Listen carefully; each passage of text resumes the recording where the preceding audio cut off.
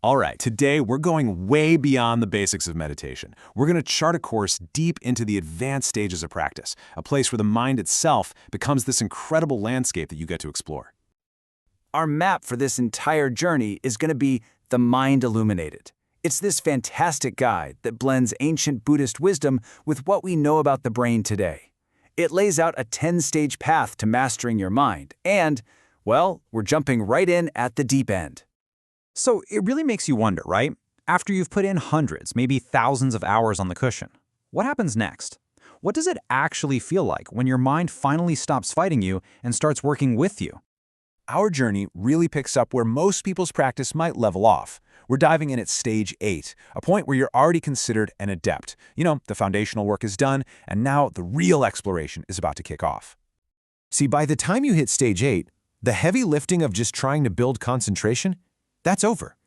You can consistently get into a state where your attention is totally stable, pretty much without any effort. Your mind isn't some wild animal you're trying to tame anymore. It's this finely tuned instrument, and now you get to learn how to play it.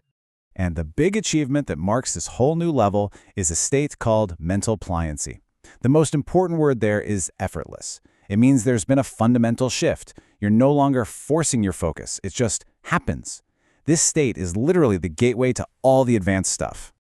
So you're in stage 8, you've got this newfound mental power, and the practice suddenly splits into two very different, almost opposite goals. On one hand, you exercise the mind. You start exploring its capabilities like it's this uncharted territory. But on the other hand, you pacify the senses. You're trying to quiet down the external world so that you can hear the internal world with perfect clarity. It's this dual path of looking inward while tuning the outside world out. Now, to really get what this whole pacification thing is about, you got to understand what an ordinary mind is like. The book uses this brilliant analogy. An untrained mind is like a team of horses all tied together, but every single horse is pulling in a different direction. All that power, all that energy is just wasted fighting itself. So the goal, of course, is to get all those horses pulling in the same direction. When your mind unifies, all that inner conflict just stops. All that scattered mental energy gets channeled into one single, powerful, controlled flow. That is the process that leads to pacification. But here's where it gets really interesting and kind of weird. As you try to ignore your senses, they fight back. They do not go quietly into the night. Instead, they start projecting these bizarre, mind-generated things. Lights, sounds, strange feelings in your body. It's almost like a little kid throwing a tantrum to get your attention one last time. And if you can successfully navigate that resistance, you achieve something called physical pliancy. When the senses finally do quiet down, your body just gets out of the way. You can sit for hours without any pain, without fidgeting, and you're just filled with this pleasant, blissful energy. Now, you'd think achieving this incredible state of bliss would be the final goal, but in stage 9, that very success creates a brand new, totally unexpected problem. The joy, it actually becomes too much. And we're not talking about just ordinary happiness here. This is meditative joy, or piti. It's this powerful self-sustaining state that comes from having a unified mind.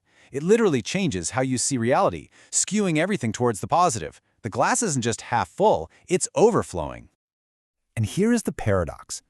This joy gets overwhelmingly intense. The energy is so buzzy, so energetic, that it actually becomes a huge distraction. It can knock you right out of that stable state you work so hard to achieve.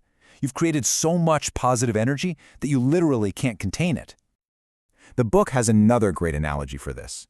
At first, this mental energy is like a turbulent, roaring mountain stream. It's super powerful, but it's also chaotic. The goal of stage 9 is to let that energy carve a wider channel for itself until it becomes like the Ganges, this massive, smooth, and tranquil river. Still immensely powerful, but now it's calm and stable. So what do? Well, the solution isn't to suppress the joy, but to actually endure it. By repeatedly going into this intense state and just staying with it as long as you possibly can, the mind adapts.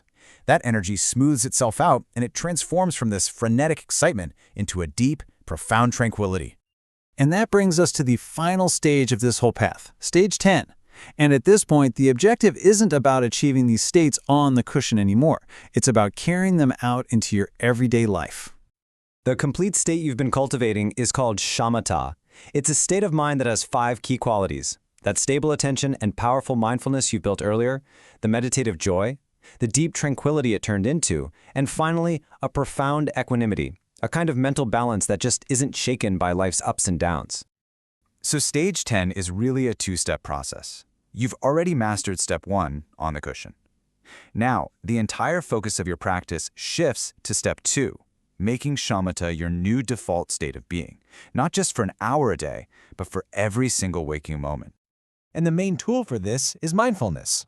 Off the cushion, when you're faced with life's challenges, you consciously notice when reactions like desire or frustration start to pop up. But instead of getting caught in them, you just ignore them and you intentionally tune back into that background state of joy and equanimity. By doing that, you strengthen it and make it last longer and longer. But hold on. Even after all this work, after achieving a state of mind that's with you day and night, the journey still isn't over. As incredible as shamatha is, it is not the final destination. It's the vehicle. You see, this entire 10-stage path has all been about one thing: forging the perfect instrument. An unsurpassable mind is a mind that is so stable, so clear, and so powerful that you can use it to see the true nature of reality without any distortion. It's the ultimate tool for achieving liberating insight, or vipassana. There's this beautiful analogy to describe the relationship between these two. Shamatha, the calm mind, and insight, the deep wisdom. They're like the two wings of a bird. You absolutely need both to fly. Shamatha is an amazing state, but it's temporary. It depends on conditions. Insight, on the other hand, leads to a permanent, irreversible transformation of your entire being. And what is that transformation really all about? I think this quote from T.S. Eliot just nails it. This whole journey of mastering the mind, it isn't about escaping to some magical, otherworldly place. It's about returning to this very life, this very moment, but with a mind so incredibly clear that for the first time you actually see it for what it truly is.